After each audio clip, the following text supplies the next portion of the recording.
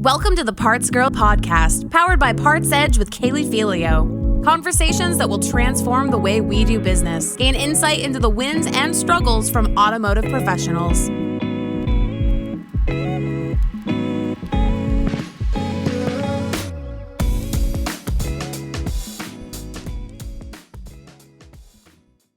Hey everyone, welcome to the Parts Girl podcast. I'm very excited to be interviewing Ariel Lee today. Welcome, Ariel. Kaylee, I'm so excited to be here. Thank you so much for having me. Yeah, and this is kind of a change up to the normal conversation because a lot of times we're talking to people like in the industry, in the auto industry, and you know, their journey, which you were in auto, which I'm going to let you share a little bit of that. But today we're going to focus on LinkedIn because that's how we met. Absolutely. Yeah. So first tell everyone, who you are and, your story in auto. Okay, yeah, absolutely. So, and this may be a little bit different because I know you're the parts girl, obviously, and I wish there had been people in the parts department like you and your husband. Ours were more older men. But anyway, long story short, I was in the car business for 13 years before I made a career transition at the beginning of 2020. So I have epic timing to do that right before the pandemic. But I sort of ran the gamut in the sales department. So I started in sales. I did that for a couple of years. And then I spent 8 years in the finance office as a finance manager, finance director. And then my last position before I decided to take leave of the business was general sales manager of a mid-sized Ford dealership. And it's so funny because I feel like it's a blessing and a curse in so many ways. Like I'm super, super grateful to the car business. It allowed me to really build out a fantastic life. I don't have a college degree. I got pregnant and married in that order when I was 19 years old. And so like the fact that I was able to make a very solid career out of the car business, I made great money, put my daughter through private school, bought a few houses. Like it was just very good for me. Yeah.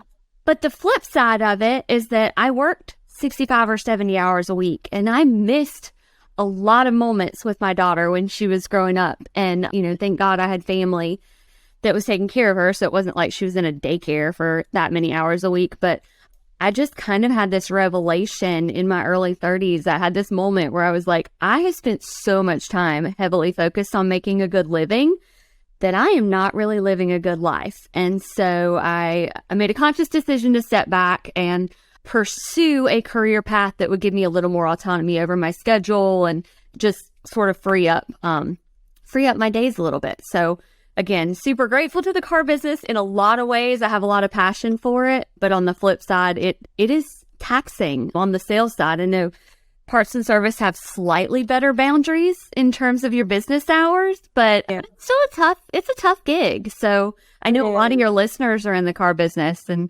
so it definitely kudos to them. Yeah. Yeah. And like you can't plan anything on month ends and you have like all these different things. And I do think as a whole, the industry is trying to, since COVID is trying to shift a little bit to have that work-life balance and, because it is important. And there's the people that had been in it in the years that you were in that worked those 70, 80 hours a week and missed out on so much of their child's life. And it's like, I think COVID really like opened our eyes, I think, to see like it's really important to be there. 100%. Yeah.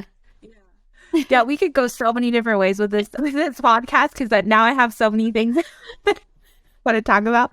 But I really think a lot of people are going to get a lot of value on LinkedIn because I think you're an influencer. Do you have the thing?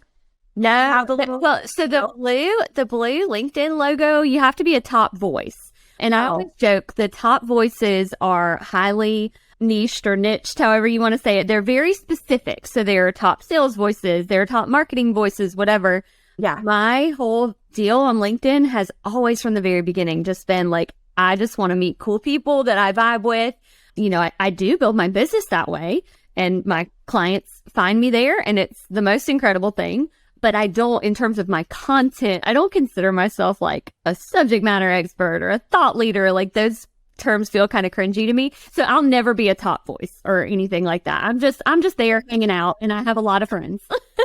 Yes, you do. And I feel, okay, so when I started going on LinkedIn, which was probably, I don't know when you started getting really active, but it probably was when you transitioned into your new role, which was like 2020, right?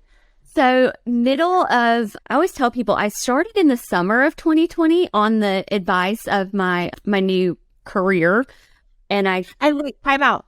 We can't talk about Ariel, like she doesn't work for the CIA or the FBI or whatever you want to say. You want to know what she does, you have to reach out to her. But go on. Just never be so secretive.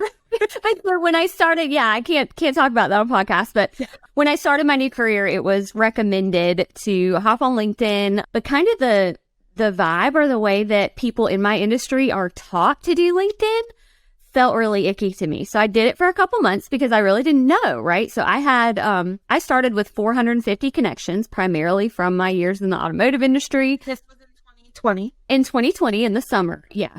And then, so I did that for a couple months where I was just sending like hundreds of connection requests a day, just throwing it up against the wall to see what sticks. And then the people that did respond to my connection request, I was sending these super long templated messages, like introducing myself and saying, this is what I do. I would love to connect for a quick 15-minute. You were pitch-slapping everyone. Exactly. And I was like beating my head up against the wall. Like, why don't these people want to talk to me? I'm fantastic. Right. And finally the light bulb went off that I was like, oh, well, it's not me that they don't want to talk to. It's this templated garbage message that I've been told to send that doesn't reflect who I am at all. So sort of flipped that switch and was able to decide that it was a priority to show up on LinkedIn the same way that I would show up on a Zoom call or at a coffee shop or a happy hour. And that was in about October of 2020. So I grew to like 1,000 followers by that point, and just things really started to take off from them when I let my personality show and was able to really magnet the right type of people to me. I'm big on attract and repel, right? Like there are a lot of things that I say that a certain sector of people would probably roll their eyes and be like, oh my God, she's ridiculous. And that's great because those people are not ones that I would want to do business with. I don't want to do business with them. I don't want them to be my clients. And so I think it's just perfect. And I'm slightly obsessed with LinkedIn for that reason, because I feel like it's such a great way to seek out the people who you really mesh with on a personality basis, despite the fact that you may not be local to them. So it's just a whole new way to do business. I think is really cool. It really is. And so now looking at the time frame, I feel like I got active probably around that time you got active, and you were like already like just thousands of followers, and I would follow you and I'm like, I wouldn't be like this girl, because I was like, no one knows what she does, and I'm like, what do you do? But you like, your posts are just so like, you can feel you. Like I just like feel like I know you when I read the post, and I can hear, especially after hearing you speak like on other shows, I'm like, I could hear your voice when I'm reading the post. Well, and that's important. And so I tell people all the time, I'm like, the key to engagement on LinkedIn, right? Like getting the comments and things like that, is writing in an engaging way. And if you're writing your posts like it's an essay or a newspaper article, those are things where you're kind of talking at LinkedIn. You're teaching a lesson, you're being preachy. And for me, it's always been super critical to make sure that I'm talking to LinkedIn, that it's a two-way conversation, that nothing I'm sharing is like super insightful or powerful in any way. It's the conversation that happens afterward where the connections happen and the meaningful conversations. And so I think that that's a piece of the puzzle that most people miss. And so just writing write like you talk. So if you listen or if you read my content, you'll have a lot of, y'all are going to want to do this. Like it's, very, very similar to how I speak. And I think that a lot of people feel like they have to use perfect grammar and, be super buttoned up and businessy. And if you are super buttoned up and businessy in 3D, like in real life, when you meet somebody, be that way on LinkedIn. But if you're not, try to be. Yeah. If you're not, be who you are so that people aren't shocked when they show up on a Zoom call or to grab lunch with you. Yeah. They're like, who is this professional person? You're not professional, or vice versa. I still struggle with that too sometimes, like with my grammar and sounding like proper or the right way. But I also like, I do type, I try to type or talk or write as I'm talking, because I'm like, this is who I am. Oh, thank you. And I think that you're so right too, is like you want to attract the people you want to be around and do business with. You don't want to attract everyone. So that the way that you've done it, and I think a lot of people can learn from the way you've done it, is just amazing. And you've built a great relationships with a lot of people, because you can see that through how you post and tag people, because you actually have these conversations.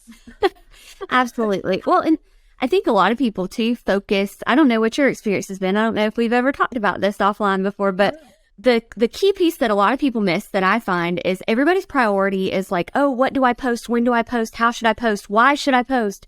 Everybody's super hyper focused on their content piece. And I just think it's not that important. So, I mean, I feel like it is a piece of the puzzle. If you want to develop a presence or whatever, you obviously have to put out content. That's fine. But the commenting and networking with other people, so getting out, supporting other people's content, going and Zooming with people casually just for networking purposes, not just for business, going to LinkedIn live events. Like, I think that there's so much power in that networking piece. And I used to say that you have to earn the eyeballs. So like, the more comments that you spread around, the more you're going to receive. And I don't know if that's like karma or the LinkedIn algorithm or whatever, but I think that it's very true. And I've seen it personally as my business has grown. It's kind of like the busier I get, the less commenting I can do. And it struggles for me to, like, I keep up. It's super important to me to respond to all the comments on my posts. But in terms of going out and finding other people's content to engage with, I don't always have time for that each day. Yeah. And my engagement and like impact on the platform today, with I don't know how many followers I have, but it's significant more than it was back in the late 2020s. I had more engagement, so better views, better comment numbers, all of those ratios and statistics that we like to follow were better for me when I had like 2,000 to 3,000 followers than they are today. And that's self-inflicted because I just don't have the time that I used to. And then that's like you're doubling, tripling the amount of people you need to engage with. Because I think that's the one thing I learned from you and several other people I started following was the commenting. And I think you're right. I think the LinkedIn, when you comment on people's posts, then they show up more. But I also think it goes back to the person too. I noticed that you actually took the time to comment on my post. And then I'm also going to see, I don't know, because I know you were really good and organized how you like track people, but like you have tabs for people.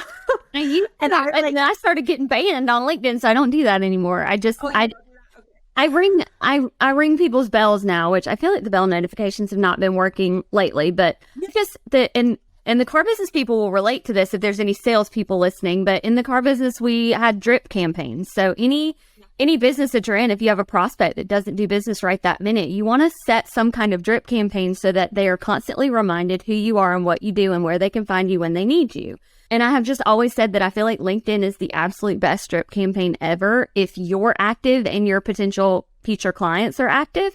Because if you're commenting, even if you're not commenting on their stuff necessarily, they're going to see you in the feed and they're going to continuously be reminded of your name and your headline, if it's informative and, says what you do, your smiling face and your positive energy. Hopefully the comments that you're leaving are, positive in nature.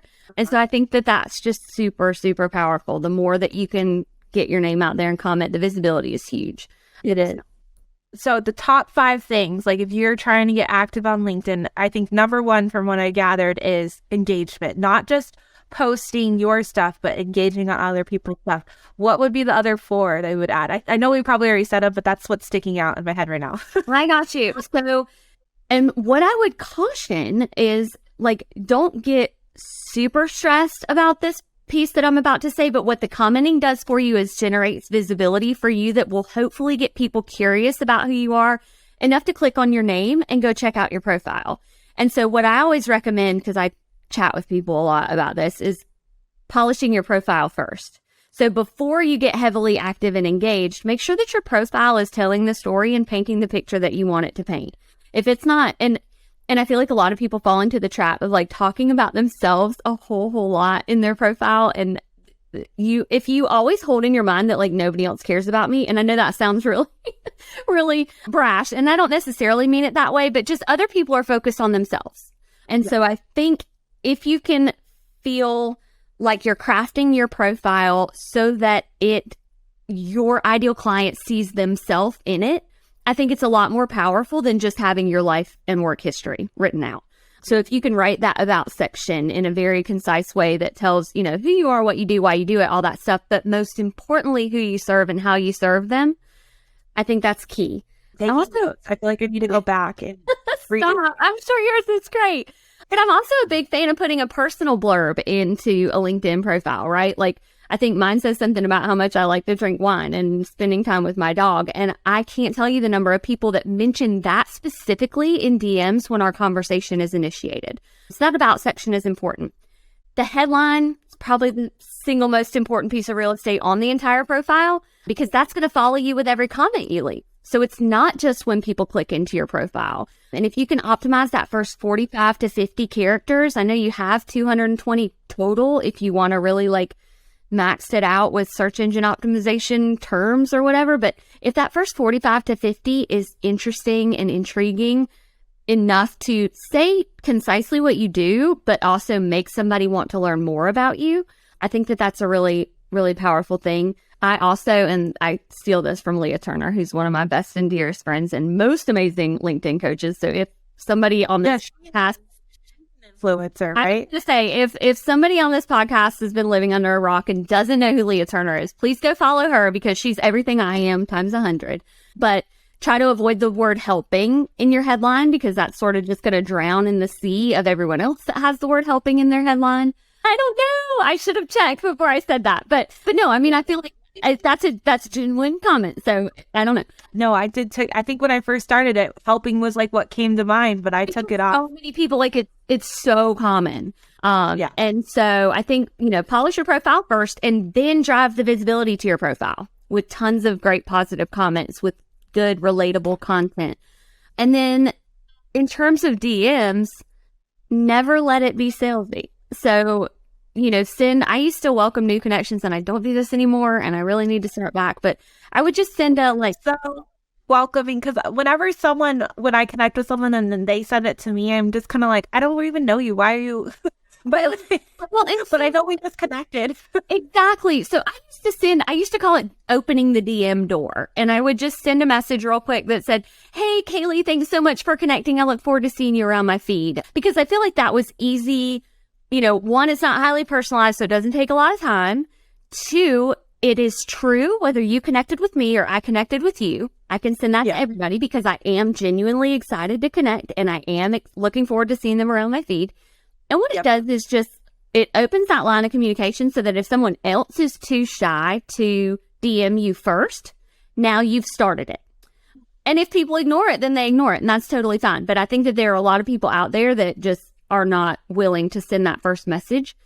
And then, and the point of that, right? Like, it's not to pitch your business. It's to build the relationship to the point where you have that networking conversation where it's like, oh, Kaylee, so it's been super amazing getting to know you. I'm super excited that, you have your little girl and all of that kind of stuff, learning about them from a personal perspective. And then you get to the point where you say, so what can I best do to support you in this relationship? And then that person has an opportunity to tell you if they're looking for referrals, if they're trying to hire somebody. And that's where the networking piece comes in, where you really get to link people up. And that's where the magic happens. And if that person is a good networker, they'll ask you too. And then you'll get a chance in a very non-pitchy way to say, oh my gosh, thanks so much for asking. I help people do ABC. And it just is a very natural conversation instead of being something where you're sending them an unsolicited, novel about what you do for a living. Yeah. No, I've never found that part of my process with the DMs. Like, of course, I do DM people, but it's mostly because I know them. Yeah. Kind of. Right. But like the whole, because there has been people that have, after we connected, they've sent me I'm excited to be connected. And I feel like that does make a difference because it's like the difference between seeing someone and not saying hi in person. Yeah. Right? Kind of. Exactly. Well, we just connected and I'm not going to talk to you. Exactly. And I'll tell you the other thing that I do, because I'm super, with what I do for a living, I don't ever bring up business. Like I 100% wait for other people to bring it up or ask me questions or whatever. But if you have a premium account, so premium or sales navigator, you can actually set an away message up in your inbox. And so I have an away message up all the time. One, because I have boundary issues and I'm a little bit OCD. I want to make sure people are responded to. And so it says like, hey, thanks so much for messaging. I promise I'll get back to you as soon as I can. But then it also says like, while I have you, if you are someone who blah, blah, blah, blah, blah, or know someone who blah, blah, blah, blah, we should have a conversation. And so it sort of does that unobtrusive selling for me, just in a gentle reminder of what I actually do. Because I have a good number of people who message me several times a week just to say, hey, or, tell me that they hope I'm having a good day. And so those are the people that I want to remind, like, hey, I am, I'm hanging out here, I'm having fun, but I am also here to get clients as well. So, yeah. No, that's a great idea. Man, I've taken so many notes. I don't know if I gave you 5, but I feel like I ran my mouth like way too much, and we're probably close to time now. So. No, I think you did give me 5. Honestly, I didn't even keep track. So I just kept writing. I'm like, oh, am I doing that? Okay, so I guess just like the wrap up questions. As far as I'm trying to figure out the best way to say it. As far as getting started on LinkedIn and you were starting in this new industry, this new role, would you say that LinkedIn has been where you've gotten so much business? But I feel like you've gotten a lot of business. It's 100% of my business, and I'm so embarrassed to admit that because that means I'm really lazy in all other aspects. But yeah, I literally, like, for the first 2 years of my business, sat in my home office in yoga pants and just spent hours a day hanging out on LinkedIn, having a great time, but was able to put myself out there enough to get inbound. And so I run my business now with zero like cold calling or outbound messaging or anything like that. Everything I do is 100% inbound.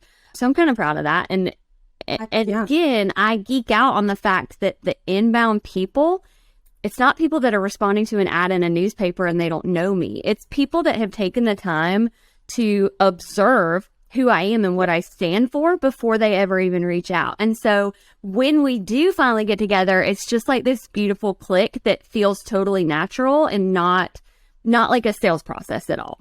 Totally. And that's really important to me. So, and I think I can even share, like, I work with you and you guys can figure out how we work together. But the whole thing was Ariel didn't say, hey, Kaylee, and pitch slap me. It was like, me like, hey, why are you so good at LinkedIn? Can we talk about this? And then you openly was like, we had one of those Zoom coffee, moments where we connected.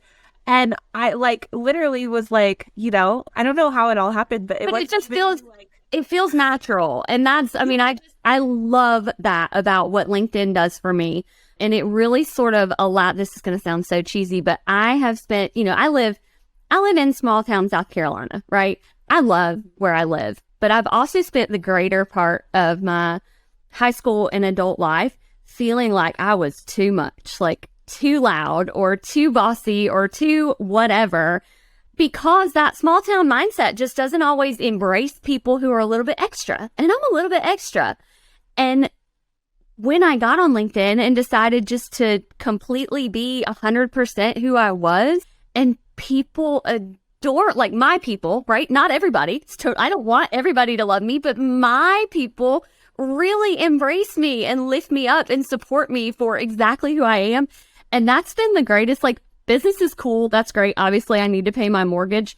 But the amount of love and support that I have from my LinkedIn community and the friends that I've made, unmatched. And it's just, it blows me away. And again, I feel like such a geek saying that, but it's just such a powerful thing to put yourself out there in a way that you are being truly laying yourself, not laying yourself bare from a vulnerability standpoint, but just being super duper authentic and being accepted and loved and supported for that. It's something I've never felt before from anybody, probably other than my mom. So that means a lot. That's very beautiful. And I see it too, because I'm like, how does this girl get so many gifts? I want what has said me and said me. And that's the gift right there. The gift right there. Yeah, they're wine. Yeah. So and I don't think you just get wine. I think you get cookies and you get, but I think because you send gifts too. And like, that's what we're talking about too, is like, you're not going to get engagement just to post. Like, you have to engage and you have to put in the work to get that. Just like sending gifts, and you're likely to get that. There's the reciprocity to it. Yeah, and I'm not saying you're sending gifts with the idea that you're going to get gifts. It's just it just happens. And I'm like, oh my God, she got another coffee cup. She got some dogs. What? Right. Absolutely. It's been so much fun. Well, so if anyone isn't following Ariel, you need to follow her because don't just follow me. I feel like I just posted about this, but connect with me. So the default action is follow, but if you hit the little more button, there's a thing that says connect. So I want to be connected with all of Kaylee's people. So please don't just hit follow. I want to be connected. I want it to be a two-way relationship. Don't hesitate to reach out. I love that.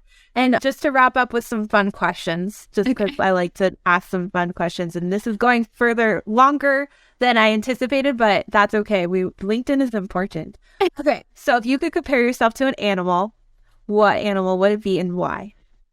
Oh my gosh. I feel like I'm obligated to say unicorn if that's even a real animal, but if I could pick an animal to be, I would just like to be like a house dog, because I'm really, truly lazy at my core, and I would just love to not be responsible for anything and have other people pet me and love me all day. That would make me very happy. Yeah, I would want to be a dog too, as long as it's a good home, because I look at my dog, she's just like laying there on the bed. Exactly. I want to be Coco in my next life, like my dog. Yeah. I love it. Okay, if you could have 3 superpowers, what superpowers would you choose? Oh my gosh. I would love to fly. I think that would be very cool. 3 is a very hard thing. Probably invisibility. Okay, let's just do 1. Yeah, flight. Flight is like by far my top one. I asked April Palmer, which I know you know who she is. She instantly was like, bam, bam, bam. I was like, okay, I did not prepare her for this. Yeah, I am not surprised. No, she's so awesome. Another person I started following, like, I feel like it was you, Evelyn, and April, like, and you guys are all like best friends. And there's that one girl, Amy. Is it Amy? Yes. The 4 of us, I mean, that's like, geeking out on personal relationships on LinkedIn, but like, those girls would literally be in my will to have custody of my child. Like, that's how amazing it's guys did not know each other before LinkedIn. We did not know, but we've vacationed together. We've done speaking engagements together. April drove down from Richmond, Virginia for my birthday because I was having kind of a crappy week. She woke up at 4 a.m. and drove 5.5 hours and showed up at my office door for my birthday to make sure, with presents from the rest of the girls. So she was just the closest one. Insane. Yeah. I have amazing humans around me, yourself included. So I feel very special to be part of that, because I think all of you guys are amazing. Okay, last fun question that I always ask, because you were in the car business. So do you have a favorite car, or do you want to share what your daily driver is? Some people don't want to share it. So that's funny. No, I think a lot about this, because I don't know that it's always appropriate. Like, for what I do now, I always had a new car every year or two. And so I don't know if I'm going to have to break myself of that habit, but I currently drive an Expedition Limited Max, which is a downgrade from when I left the car business, because I worked for a Ford Lincoln dealership, and it was important to me because I thought I had to be the most like successful person there, which is a complete crock. Don't fall into that trap. If you're young in the car business, save your money. But anyway, so I had a Lincoln Navigator, and I downgraded to a Ford Expedition when I left the car business. And so I would say, I mean, I'm a big SUV person, but if I had all the money in the world and could just have a spare vehicle that I didn't have to drive every day, I would love to have like a big jacked up F-250. Like I'm talking 8-inch lift on big 38-inch tires, like unreasonably redneck F-250. That would be my. What would you do with it? Would you go, like, I think, isn't mudding like a big deal out there? You guys, it is, but I wouldn't. Yeah. I just think it's cool. I just want to be, I'm a little person, and I think it would just be fun to have like a giant vehicle. Yeah. It is nice to have a lifted car to drive around because you don't feel so small. Yes, exactly. That's so cool. Well, thank you so much for coming on the show. I think a lot of people are going to learn a lot. So thank you. Thank you for having me.